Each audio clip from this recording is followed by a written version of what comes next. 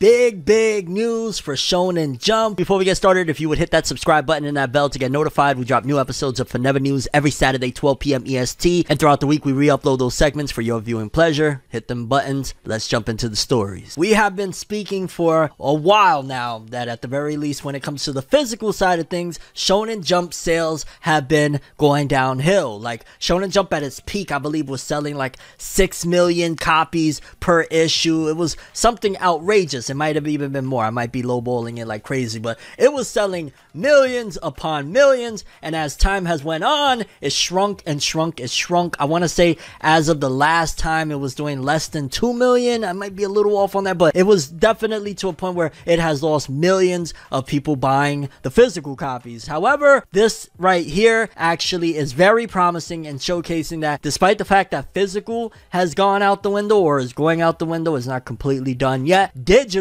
is on the rise in a major way, so much so that they decided, like, okay, yo, we've really hit a point where we're getting enough people on the digital side of things that it doesn't look ridiculous or embarrassing or anything to announce this, that according to this, each issue of Weekly Shonen Jump Magazine's digital edition sells 700,000 copies. I feel like this is a perfect point to put this out there, and that them putting this into the minds of people, promoting this, is going to make it go up by at least another 100,000 or 200,000. Because to be honest with you, I didn't even know that over there. I don't think you could buy it over here. I could be wrong on that, unless you get like a VPN or, you know, you switch your Apple store or whatever. I don't know how you actually buy the digital edition, but either way, I'm sure not only myself, but a lot of people didn't realize that you can actually purchase the magazine itself digitally. And if I get my hands on the digital thing, that would be freaking great. I'm not even gonna lie. Even if it's in Japanese, just to have them, I probably will. And I'd imagine that's probably also how a lot of people get their hands, like early leaks and stuff like that, is because they upload them to a server digitally. And if you can get access somehow to that server, bada bing, bada boom, bada bam. And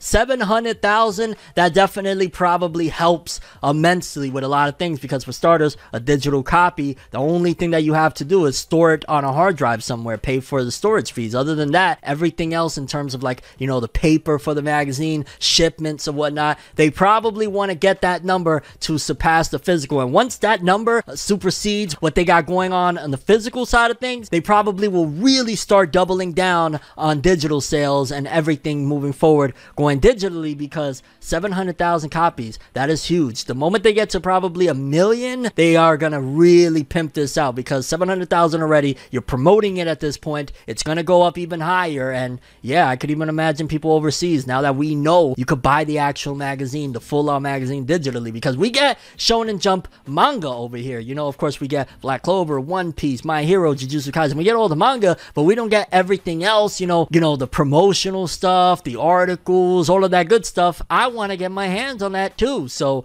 that is very good to know that not only you could actually buy that, again, it's in Japan, so you probably have to find some workaround, but it's doing 700,000. Once it passes, again, like I said, the physical sales, you can expect that Shonen Jump is going to put all their muscle into that, because Shonen Jump Plus, the digital publication that they got going on, is also very successful. So everything is going digital. The days of, you know, like all of this that I got going on back here are numbered. It's the reality, because there's only so much space you can put, you know, these Shonen Jump magazines. I'm imagining a lot of people, especially in Japan, because sales of it aren't as, like, expensive or whatnot, they probably read them like a regular magazine and then throw them out when they're done. Because how can you possibly, like, if you buy, let's just say, every issue in 1 year of Shonen Jump and you try to save them, that's 52 magazines, give or take maybe a break or two, so 48 at the very least magazines in your house. And then you add that times like 10 years, a decade, that's 480 magazines in your house. Like, you just won't be able to store it all. But with a digital app, hey, it's all on this phone, this hard drive, whatever it is. So yeah, that's the future. 700,000. I'm expecting within the next couple years it might even double. And like I said, physical days unfortunately are numbered. 700,000 people spoke with their wallet, and it's only going to go up from here. This was a very funny thing, and I was shocked to see it, to be honest with you, but the official SpongeBob Twitter account tweeted out a hilarious piece of art, SpongeBob as you've never seen him before, and the art is of SpongeBob with his eye looking like it's bleeding into the sponge itself, and basically it's all an homage to, if you've never heard of it, the manga, and someday in the distant future to be anime coming out on Adult Swim, Uzumaki. Uzumaki by Junji Ito. It's a classic horror series, and it looks like somebody there at Nickelodeon or SpongeBob Studio, whatever the heck they got going on over there, decided to do some fan art of SpongeBob as Uzumaki, and I was kind of shocked because, you know, it's Nickelodeon SpongeBob, like Cartoon Network and them, you know, they're not, or Adult Swim, shall I say, they're not connected, so to see them do that, it must have just been like something fun that they decided, and considering they didn't write anything about Uzumaki, they know that probably the replies is going to be like, oh, Uzumaki, homage, cool beans, but they didn't put anything about Uzumaki, so it's just generating some,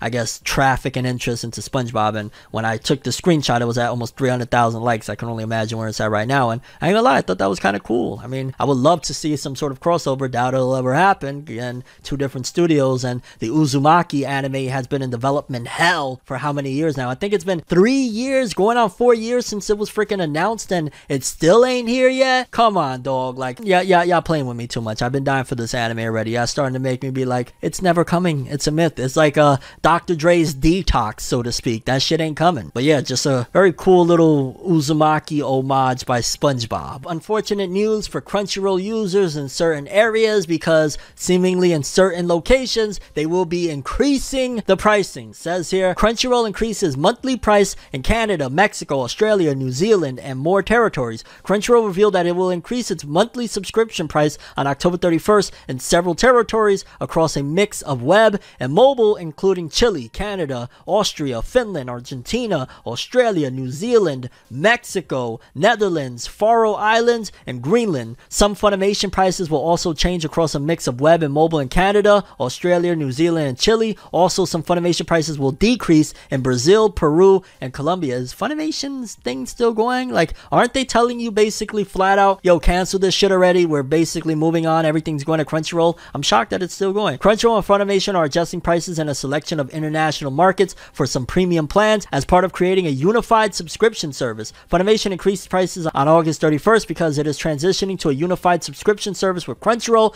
The price increased from $5.99 per month to $7.99 per month for the premium plan, and $7.99 to $9.99 for the premium plus plan. And yeah, I'm just waiting for them to unify them together. I think for the most part Crunchyroll has all of Funimation's catalog. I could be wrong about that, but like some of the exclusives that Funimation had, like Tokyo Ghoul and whatnot, I think it's all over there now. So yeah, if you have Funimation, you might want to mosey on over to Crunchyroll anyway, because soon enough Funimation will be completely gone. They're already donezo. Like they're out the race. Funimation is over, which it's crazy and maybe somewhat sad because I grew up on Funimation. You should be watching. Funimation.